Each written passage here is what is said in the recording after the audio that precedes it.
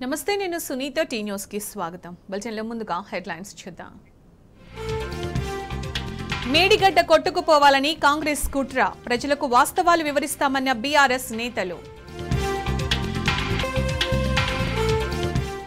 Medigadda బరాజును కాపాడుకునేందుకు BRS పోరాటం రేపు project సందర్శనకు గులాబీ నేతలు గత ప్రభుత్వం వేసిన పోస్టులతో కలిపి డిఎస్సి 11,062 పోస్టుల భర్తీకి నోటిఫికేషన్ హిమాచల్లో బీజేపీకి ఓటు వేసిన కాంగ్రెస్ ఎమ్మెల్యేల సస్పెన్షన్ అధిష్టానం నిర్ణయం కోసం ఎదురు చూస్తున్నామన్న రెబల్స్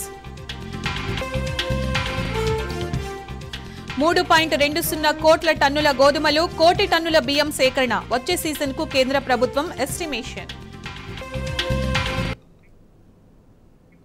రాజ్యసభ ఎన్నికల్లో క్రాస్ ఓటింగ్ కి పాల్పడ్డ కాంగ్రెస్ ఎమ్మెల్యేలకు షాక్ ఇచ్చారు Himachal Pradesh assembly speaker cross voting తో రాష్ట్రంలో రాజకీయ సంక్షోభానికి తెరలేపిన 6 రెబల్ ఎమ్మెల్యేలపై అనర్హత వేటు వేశారు కుల్దీప్ సింగ్ పఠానియా పార్టీ విప్ ను ఉల్లంఘించినందుకు అసమ్మతి ఎమ్మెల్యేలను అనర్హులుగా ప్రకటించారు ఫిరాయింపుల నిరోధక చట్టం కింద రెబల్స్ పై ఫిర్యాదు అందినట్టు తెలిపారు స్పీకర్ కాగా శాసనసభ సభ్యత్వం రద్దయిన వారిలో సుధీర్ శర్మ రాజేంద్ర రాణా చైతన్య శర్మ రవి ఠాకూర్ లఖన్ పాల్ దేవేంద్ర బొట్టోలున్నారు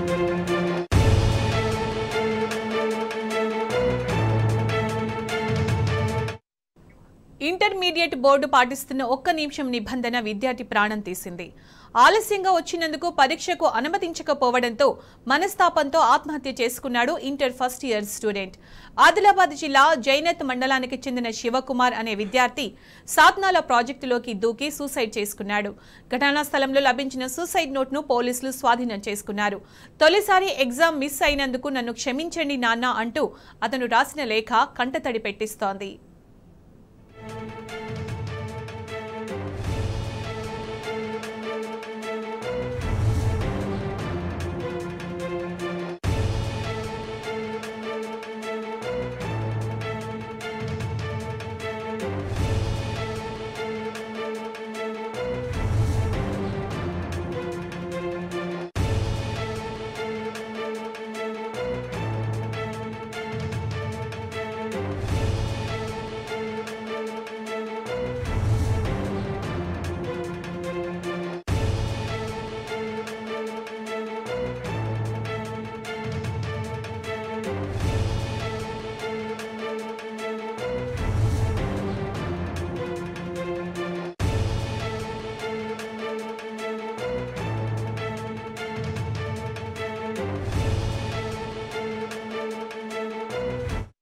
అంబేద్కర్ ఓవర్సీస్ స్కాలర్షిప్ బకాయిలను వీలైనంత త్వరగా విడుదల చేయాలని డిప్యూటీ సీఎం మల్లు భట్టి విక్రమార్కను కోరారు BRS working president KTR BRS ప్రభుత్వ హయాంలో SC, ST, BC, minority, EBC వర్గాలకు చెందిన దాదాపు 7,000 మందికి అంబేద్కర్ ఓవర్సీస్ స్కాలర్షిప్ అందించామన్నారు. అయితే బీఆర్ఎస్ హయాంలో స్కాలర్షిప్ కోసం అర్హత సాధించిన వారికి అన్ని అప్రూవల్స్ వచ్చినప్పటికీ బకాయిలు విడుదల కాలేదు. దీంతో సామాజిక మాధ్యమం ఎక్స్ వేదికగా ఓ యువకుడు చేసిన పోస్టుకు స్పందిస్తూ కేటీఆర్ ట్వీట్ చేశారు. డిప్యూటీ సీఎం భట్టి విక్రమార్కను ట్యాగ్ చేస్తూ ఆయన పోస్ట్ చేశారు. రాష్ట్రంలో టీచర్ పోస్టుల భర్తీకి డిఎస్సి నోటిఫికేషన్ విడుదలైంది. మొత్తం 11,062 ఉద్యోగాల భర్తీకి ప్రభుత్వం కొత్త నోటిఫికేషన్ను జారీ చేసింది. ఇందులో కేసీఆర్ ప్రభుత్వం జారీ చేసిన 5,089 పోస్టులున్నాయి. వీటికి అదనంగా 4,957 టీచర్ పోస్టులు, మరో 1,016 స్పెషల్ ఎడ్యుకేషన్ టీచర్ పోస్టులు కలిపి మొత్తం 11,062 పోస్టులకు కొత్త నోటిఫికేషన్ను ప్రభుత్వం జారీ చేసింది. ఇందులో ఎస్టీ 6,508 పోస్టులు, స్కూల్ అసిస్టెంట్లు 2,629, లాంగ్వేజ్ పండిట్ 727, పీఈటీ 182 పోస్టులను భర్తీ చేయనున్నారు. ఆన్లైన్ పద్ధతిలో పరీక్ష నిర్వహించనున్నారు. గ్రూప్ 1 తరహాలోనే పాత నోటిఫికేషన్ను రద్దు చేసి కొత్త పోస్టులను కలుపుకొని నోటిఫికేషన్ ఇచ్చారు. గత డిఎస్సికి 1,77,000 మంది అభ్యర్థులు దరఖాస్తు సమర్పించుకోగా అప్పట్లో దరఖాస్తు చేసుకున్న వారు తాజాగా మళ్లీ దరఖాస్తు చేయాల్సిన అవసరం లేదని ప్రభుత్వం స్పష్టం చేసింది. Gachibowli Radisson hotel drugs case remand రిపోర్టులో సంచలన విషయాలు వెలుగులోకి వస్తున్నాయి. బీజేపీ నేత గజ్జల యోగానంద కుమారుడు వివేకానంద ఏడాదిగా డ్రగ్స్ తీసుకుంటున్నట్లు తెలిసింది. సంవత్సర కాలంగా రాడిసన్ హోటల్లో వివేకానంద డ్రగ్స్ పార్టీలు నిర్వహిస్తున్నాడు. అంతేకాదు ఈ కేసులో నిందితుడిగా ఉన్న డైరెక్టర్ జాగర్లమూడి క్రిష్ కూడా డ్రగ్స్ తీసుకుంటున్నట్లు నిర్ధారించారు. మీర్జా వహీద్ వద్ద డ్రగ్ ఫెడ్లర్ అబ్బాస్ తరచుగా కొకైన్ కొనుగోలు చేసేవాడని దాన్ని వివేకానంద డ్రైవర్కు అప్పగిస్తున్నట్లు తెలిపాడు. గ్రాము కొకైన్ను 14,000కు కొని వివేకానందకు అప్పగించినట్లు తన వాంగ్మూలంలో పేర్కొన్నాడు. గజ్జల వివేక్ డ్రగ్ పార్టీల వివరాలు, వాట్సాప్ చాటింగ్లు, గూగుల్ పే పేమెంట్స్ ఆధారాలను సేకరించారు పోలీసులు. దర్శకుడు క్రిష్, సెలగంశెట్టి కేదార్, నిర్భయ్ సింధి, రఘుచరణ్, సందీప్, శ్వేత, నెయిల్ ఏడాదిగా రాడిసన్ హోటల్లో డ్రగ్స్ పార్టీలు జరిపినట్లు పోలీసులు గుర్తించారు. ఈ నెల 16, 18, 19, 24 తేదీలో కూడా గజ్జల వివేక్ కు కొకైన్ సప్లై చేశాడు డ్రగ్ ఫెడ్లర్ అబ్బాస్.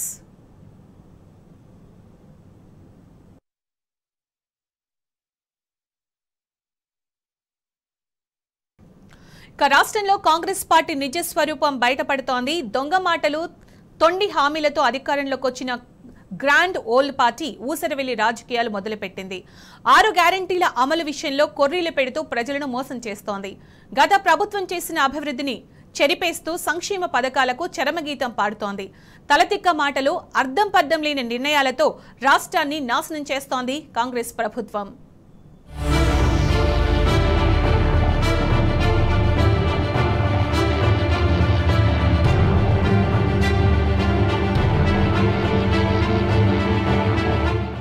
రాష్ట్రంలో కాంగ్రెస్ పార్టీ ఊసరవెల్లి రాజకీయాలతో అధికారంలోకి వచ్చింది.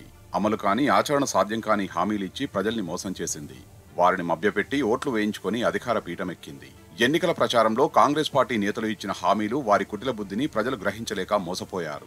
ఇప్పుడు అధికారంలోకి వచ్చిన తర్వాత వారి అసలు నిజ స్వరూపం బయటపడుతోంది.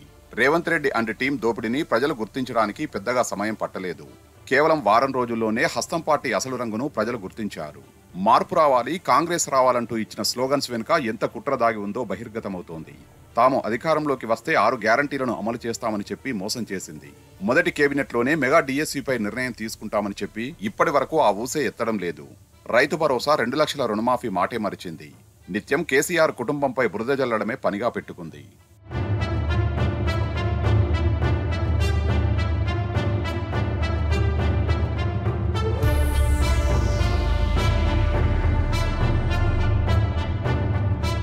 ప్రజల్ని మోసం చేయడం కాంగ్రెస్ పార్టీ జీన్స్ లో ఉంది. నమ్మిన వారిని నడి సముద్రంలో ముంచడంలో దేశంలో కాంగ్రెస్ మించిన పార్టీ మరొకటి లేదు. తెలంగాణ విషయంలోనూ అదే ఫాలో అవుతోంది. నమ్మి ప్రజలు ఓటేస్తే ఇప్పుడు వారి గొంతు కోస్తోంది. అధికారంలోకి వచ్చి దాదాపు 100 రోజులు కావస్తున్నా ప్రజలకు ఒక్క మంచి పని కూడా చేయలేదు. వెరసి రాష్ట్రాన్ని సర్వనాశనం చేసేలా కాంగ్రెస్ ప్రభుత్వం నిర్ణయాలు తీసుకుంటోంది. 6 గ్యారంటీల్లో మొత్తం 13 పథకాలు ఉన్నాయి. అందులో మహిళలకు ఉచిత బస్సు ప్రయాణం, 10 లక్షల ఆరోగ్యశ్రీ గ్యారంటీలను మొదట అమలు చేసింది. అయితే ఇందులో ఉచిత బస్సు ప్రయాణంతో మహిళలు ఎంత ఇబ్బంది పడుతున్నారో అందరూ గమనిస్తున్నారు. కర్ణాటక అసెంబ్లీ ఆందోళనతో అట్టుడుకుతోంది. పాక్ అనుకూల నినాదంపై చర్యలకు బీజేపీ డిమాండ్ చేస్తోంది. బాధ్యులపై యాక్షన్ తీసుకోవాలంటూ వెల్లోకి దూసుకొచ్చారు కమలం ఎమ్మెల్యేలు. స్పీకర్ పోడియం చుట్టుముట్టేందుకు ప్రయత్నించారు. పాకిస్తాన్ జిందాబాద్ అంటూ నినాదాలు చేసిన వారిని అరెస్టు చేయడంలో సిద్ధరామయ్య ప్రభుత్వం విఫలమైందని ఆరోపిస్తున్నారు. ప్రభుత్వం వెంటనే రాజీనామా చేయాలని డిమాండ్ చేస్తున్నారు. కాగా రాజ్యసభ ఎంపీగా సయ్యద్ నసీర్ హుసేన్ గెలిచిన తరుణంలో ఆయన అనుచరులు పాక్కు అనుకూలంగా నినాదాలు చేయడం వివాదానికి దారితీసింది.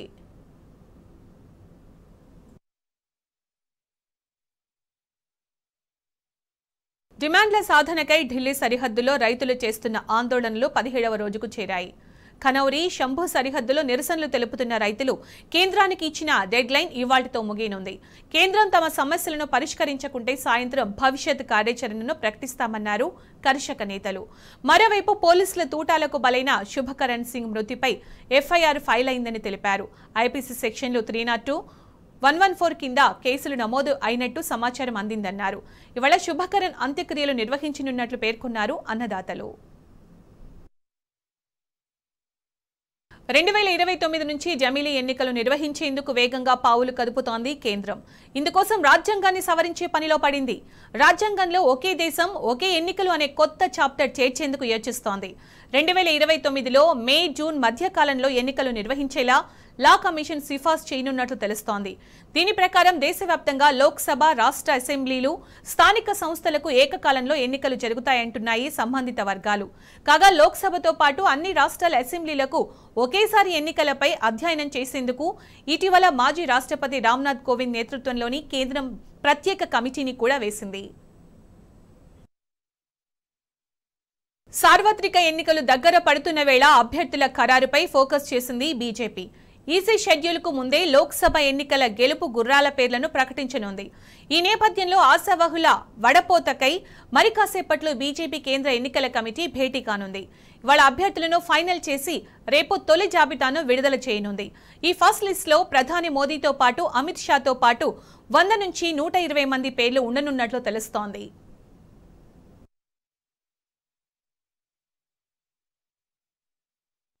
మధ్యప్రదేశ్లో ఘోర రోడ్డు ప్రమాదం జరిగింది. దిండోరిలో ఓ పికప్ వాహనం అదుపు తప్పి బోల్తా పడింది. ఈ ప్రమాదంలో 14 మంది ప్రాణాలు కోల్పోగా మరో 20 మందికి గాయాలయ్యాయి. ఘటనా స్థలిలో సహాయక చర్యలను ముమ్మరం చేసిన పోలీసులు బాధితులను షాపూరా కమ్యూనిటీ హెల్త్ సెంటర్కు తరలించారు. కాగా ఈ ఘటనపై తీవ్ర విచారం వ్యక్తం చేసిన ఆ రాష్ట్ర సీఎం మోహన్ యాదవ్ మృతుల కుటుంబాలకు 4 లక్షల పరిహారం ప్రకటించారు. గాయపడిన వారికి మెరుగైన వైద్యం అందేలా చూడాలని అధికారులను ఆదేశించారు. క్యాన్సర్ తిరగబెట్టిందా? ట్రీట్మెంట్ తర్వాత బయటపడ్డాం దేవుడా అనుకుంటే మళ్లీ సోకిందా? భయపడాల్సిన పని లేదు. ఒక్క టాబ్లెట్ వేసుకుంటే క్యాన్సర్ దెబ్బకు పారిపోతుంది. పరిశోధకులు తయారు చేసిన ఆ కొత్త టాబ్లెట్ గురించి ఇప్పుడు ప్రపంచమంతా చర్చ జరుగుతోంది. త్వరలోనే ఆ గోళీ మార్కెట్లోకి రాబోతోంది.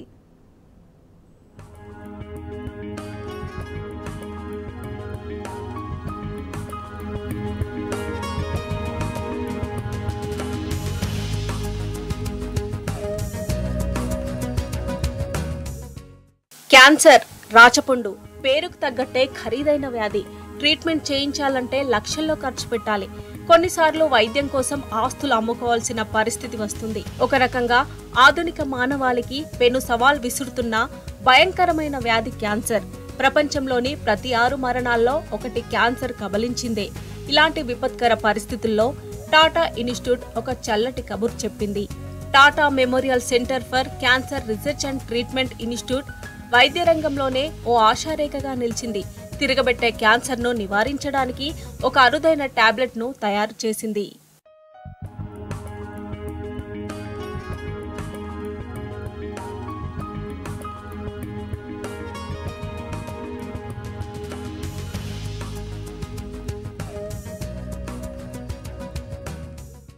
ఒకటని కాదు, రకరకాల క్యాన్సర్లున్నాయి. మారుతున్న జీవన శైలితో క్యాన్సర్లు కూడా కొత్త కొత్త రూపాలను సంతరించుకుంటున్నాయి. వివిధ రకాల క్యాన్సర్లతో ప్రపంచంలో ఏటా 1,000,000 మంది మృత్యువాత పడుతున్నారంటే పరిస్థితి ఎంత భయానకంగా ఉందో అర్థం చేసుకోవచ్చు. ప్రతి 6 మరణాల్లో ఒకటి క్యాన్సర్దే కావడం ఆందోళన కలిగించే విషయం. రేడియేషన్ థెరపీ, కీమోథెరపీ, సర్జరీ తదితర ప్రక్రియలతో క్యాన్సర్ను కట్టడి చేస్తున్నప్పటికీ ఆ మహమ్మారి తిరగబెడుతూ ఉండడంతో మరణాల సంఖ్య అంతకంతకు పెరుగుతోంది. అయితే తిరగబెట్టే క్యాన్సర్లను కూడా అరికట్టడానికి ముంబైలోని Tata memorial centre for cancer research and treatment institute పరిశోధనలు ఓ అరుదైన టాబ్లెట్ను తయారు చేశారు. ఈ గోళీతో మళ్లీ క్యాన్సర్ తిరగబెట్టే అవకాశం ఉండదని డాక్టర్లు చెబుతున్నారు.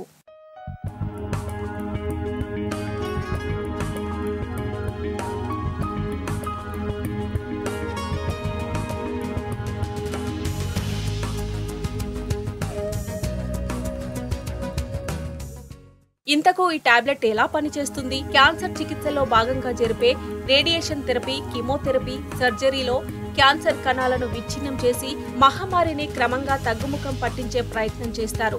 అయితే విచ్ఛిన్నమైన ఈ కణాలు రక్తం ద్వారా శరీరంలోని ఇతర అవయవాలను చేరి అక్కడి ఆరోగ్యకరమైన కణాల్లోకి చేరుతాయి. అలా ఆయా భాగాల్లో గడ్డలను ఏర్పాటు చేసి క్యాన్సర్ను తిరగబెడతాయి. అయితే టాటా పరిశోధకులు తాజాగా అభివృద్ధి చేసిన ఈ టాబ్లెట్ రక్తంలోకి చేరగానే క్రోమాటిన్ కణాలను పూర్తిగా నాశనం చేస్తుంది.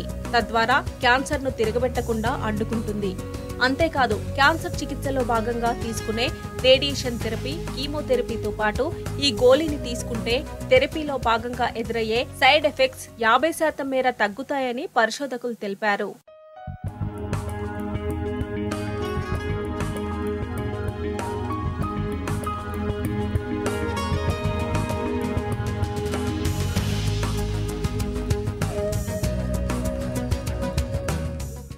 ఇంతకు ఈ టాబ్లెట్ రేటు ఎంత అనేగా మీ డౌట్. జస్ట్ 100 రూపాయలే. అవును, మీరిప్పుడు విన్నది నిజమే. కేవలం 100 రూపాయలకే క్యాన్సర్ టాబ్లెట్లను అందుబాటులోకి తీసుకొస్తుంది టాటా ఇన్స్టిట్యూట్. సాధారణంగా క్యాన్సర్ చికిత్సలకు లక్షల నుంచి కోట్లలో ఖర్చవుతుంది. కానీ అతి తక్కువ ధరకు మెడిసిన్ అందించనున్నట్లు వైద్యులు తెలిపారు. క్యాన్సర్ టాబ్లెట్ పై ముందుగా వైద్యులు పరిశోధనలు జరిపారు. క్యాన్సర్ కణాలను ఇంజెక్ట్ చేసిన ఎలుకల్లో ఫస్ట్ ఈ గోళీని ప్రయోగించగా సానుకూల ఫలితాలు వచ్చినట్లు డాక్టర్ రాజేంద్ర బాడ్బే తెలిపారు. సైడ్ ఎఫెక్ట్స్ కు సంబంధించిన ప్రయోగాలు ఎలుకలతో పాటు మనుషులపై కూడా చేశామని ఆయన వివరించారు. అయితే తిరగబెట్టే క్యాన్సర్ కట్టడి ప్రయోగాలు ప్రస్తుతానికి ఎలుకల్లోనే చేపట్టామని, అందులో సానుకూల ఫలితాలు వచ్చినట్లు పేర్కొన్నారు. ఇవే ప్రయోగాలు మనుషులపై చేయాలంటే మరో 5 ఏళ్లు పట్టొచ్చని వెల్లడించారు. అయినప్పటికీ ఈ డ్రగ్ ఆమోదం కోసం ఇప్పటికే food safety and standards authority of ఇండియాకు దరఖాస్తు చేసుకున్నట్లు చెప్పారు. ఆమోదం కోసం ఎదురుచూస్తున్నట్లు చెప్పారు. గ్రీన్ సిగ్నల్ రాగానే జూన్, జూలై మధ్య మార్కెట్లోకి టాబ్లెట్ తీసుకురానున్నట్లు వైద్యులు వెల్లడించారు.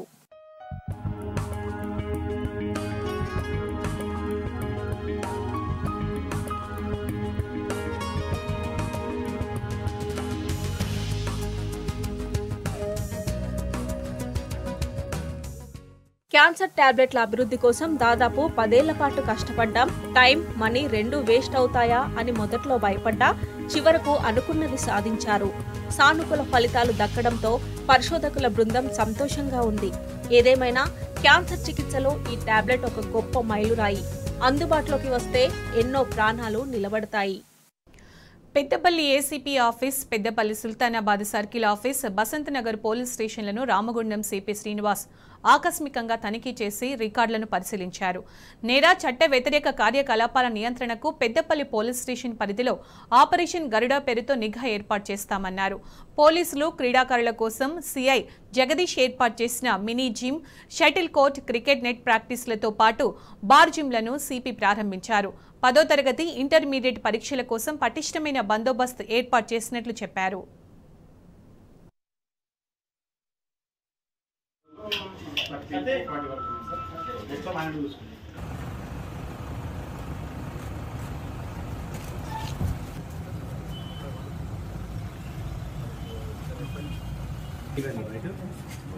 ఏం పేరు? అప్డేట్ ఉన్నాయా?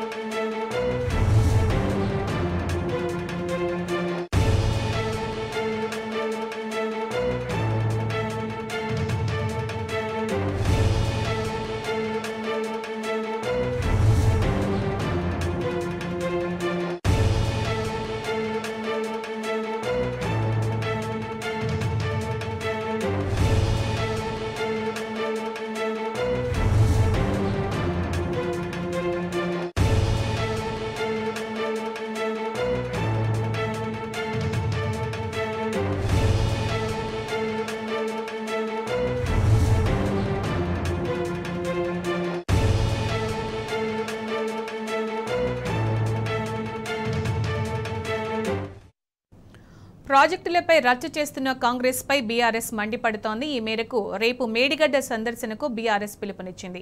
దీనిపై మరింత సమాచారం మా ప్రతినిధి వేణుగోపాల్ అందిస్తారు. మేడిగడ్డ బ్యారేజ్ నుంచి అప్డేట్స్ ఏంటి వేణు?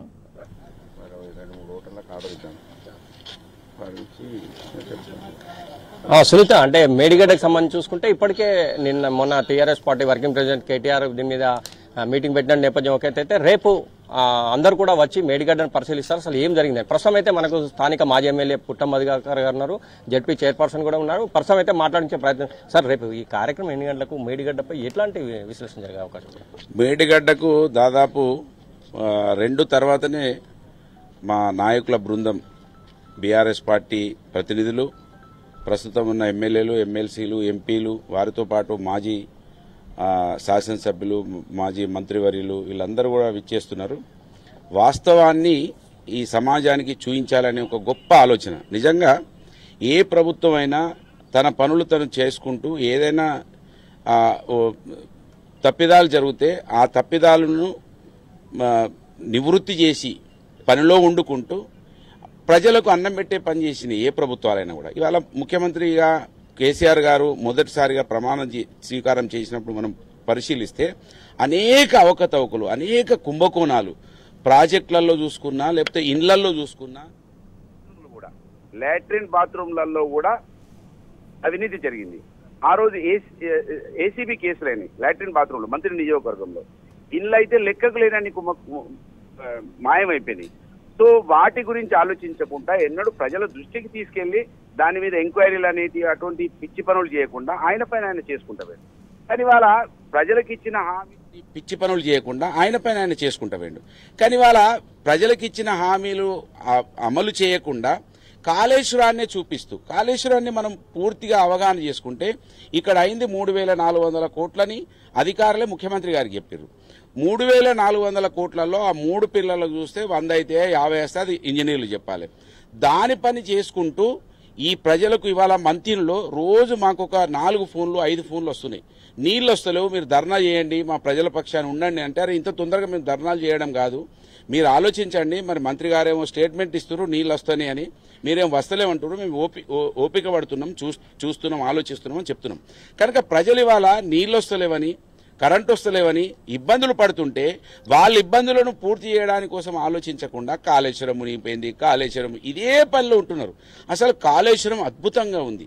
కాకపోతే మా నియోజకవర్గంలో ఇంకా దీని ద్వారా నీళ్ళు అందలేదు కావచ్చు, కానీ నీళ్ళు అందకపోయినా కూడా నిండు కుండలాగా కొద్ది రోజుల తర్వాత ఇక్కడ నుండి రాజమండ్రి వరకు ఇక్కడ నుంచి షిప్పింగ్ కూడా అయ్యే అవకాశం ఉన్నది. అంటే ఇంత పెద్ద ప్రాజెక్టును బదనాం చేసి కేసీఆర్ గారిని బదనాం చేయడానికి కంకణం కట్టుకున్న ప్రభుత్వం దృష్టిని ప్రజలకు తెలియజేయడానికి కోసం మా బృందం వస్తూ ఉన్నది. వారిని హృదయపూర్వకంగా స్వాగతిస్తున్నాం. ఇవాళ మంతినిలోనైతే ఒకప్పుడు మళ్ళీ 2 కిలోమీటర్ల దూరం వెళ్ళి బోర్లేసి ఇక్కడి నుంచి అక్కడ దాకా కరెంట్ లైన్లు పెట్టుకొని పైపులు వేసుకునే పరిస్థితి బంద్ అయిపోయిండే. కానీ ఇవాళ మళ్ళీ బోర్లు వేసుకొని మళ్ళీ 2 కిలోమీటర్ల గోదావరిలో పైపులు తోటి నీళ్లు తెచ్చుకుంటా ఉన్నారు. సో నీళ్లు డైరెక్ట్ రాకపోయినా కూడా దీని ద్వారా అనేక లాభాలు జరిగే ఇంకా అవకాశం ఉంటుండే. కేసీఆర్ గారు మంచి టూరిజం డెవలప్ చేయాలనుకున్నారు. ఈ ప్రాంతం అంతా సస్యశ్యామలం అవుతుంది. కాళేశ్వరం ఒకవైపు, అడవి ఒకవైపు, నీళ్లు ఒకవైపు ఉన్నాయి. సో దీన్ని ఆలోచించి కేసీఆర్ గారు ఈ ప్రాజెక్టును కడితే దీన్ని దుష్ప్రచారం చేసే కాంగ్రెస్ పార్టీ వాళ్ళు మానుకోవాలి, ప్రజలకు ఇచ్చిన హామీలు నిలబెట్టుకోవాలనేది మా నాయకత్వం యొక్క ఆలోచన. దాన్ని పూర్తిగా ఈ నియోజకవర్గ ప్రజాప్రతినిధిగా, ఈ నియోజకవర్గ బిడ్డగా ఇది ఖచ్చితంగా మేడిగడ్డ ఉండాలి. మేడిగడ్డ ద్వారానే ఈ రాష్ట్రానికి సస్యశ్యామలం అయితే అనేది మేము భావిస్తా ఉన్నాం. సార్ చెప్పండి, అంటే కాపర్ డ్యామ్ కడితే కూడా నీళ్లను పైకెక్కించవచ్చు, యథావిధిగా నీళ్లను రైతులకు అందియచ్చు అని చెప్పి కొంతమంది మేధావులు కావచ్చు వీళ్ళు కానీ చెప్తున్నాయి పోతాం. కానీ ప్రస్తుతం మొత్తం కొలాప్స్గా అంటే మునిగిపోయింది, పనికిరాదన్నట్టుగా చెప్తున్నాం. దీన్ని మనం ఎట్లా అర్థం చేసుకోవచ్చు? ఇప్పుడు మనం చూస్తున్నాము మేడిగడ్డ బ్యారేజ్లో 84 పిల్లర్లు ఉంటే 2-3 పిల్లర్లు మాత్రమే కుంగిపోయినాయి. మిగతా 80, 81, 82 పిల్లర్లు మొత్తం 85లో 82 కూడా మంచిగా ఉన్నాయి. ఒక 2-3 చిన్నగా డ్యామేజ్ అయినాయి. సో మేమేమంటున్నాం అంటే ప్రపంచవ్యాప్తంగా బ్యారేజులు నిర్మించినటువంటి సందర్భంలో, డ్యాములు నిర్మించినటువంటి సందర్భంలో చాలా చోట్ల ఒక 3000 సంఘటనలు జరిగినటువంటి, భారతదేశంలోనే 300 పైచిలకు సంఘటనలు ఇటువంటివి జరిగినాయి. ఉమ్మడి ఆంధ్రప్రదేశ్ రాష్ట్రంలో 30 చోట్ల ఇటువంటి సంఘటనలు జరిగినాయి. కడెం డ్యామ్ గేట్లు కొట్టుకుపోయినాయి, కౌలాస్ నాల కొట్టుకుపోయింది, పాలెం వాగు 2 సార్లు మట్టి కట్టలు కొట్టుకుపోయినాయి, నాగార్జున సార్లు డ్యామేజ్లు జరిగినాయి. ఇట్లా చాలా ప్రాజెక్టులలో ఇటువంటివి జరిగినప్పుడు O&M డిపార్ట్మెంట్ ఉంటుంది, ఇరిగేషన్ డిపార్ట్మెంట్లో ఆపరేషన్ అండ్ మెయింటెనెన్స్ అంటారు. ఇటువంటి వాటికి సంబంధించి డ్యామ్ సేఫ్టీ సంస్థ ఉంది, వాళ్ళు సూచన చేస్తారు నిపుణులు, దాని ప్రకారం రిపేర్లు చేసుకొని నడిపించుకోవచ్చు. ఇక్కడ మనము గమనించాల్సినటువంటి ముఖ్యమైనటువంటి విషయం ఏంటంటే, తెలంగాణ సమాజంగా మనమంతా కూడా అర్థం చేసుకోవాల్సినటువంటి విషయం ఏంటంటే, మొదటి నుండి బీఆర్ఎస్ ప్రభుత్వము, మా నాయకుడు కేసీఆర్ గారు మేము చేసినటువంటి పనుల వల్ల ఏవైతే తెలంగాణకు విజయాలు సంక్రమించినాయో, అది విద్యుత్ రంగం కానీ, నీటిపారుదల రంగం కానీ, మంచినీళ్ళ రంగం కానీ, మౌలిక వసతుల కల్పన రంగం కానీ, ఆ విజయాలన్నింటినీ వైఫల్యాలుగా చిత్రీకరించాలే, ప్రతి దాంట్లో అవినీతి జరిగిందనే బురద జల్లాలనే కుట్ర కాంగ్రెస్ పార్టీ చేస్తూ ఉంది. అది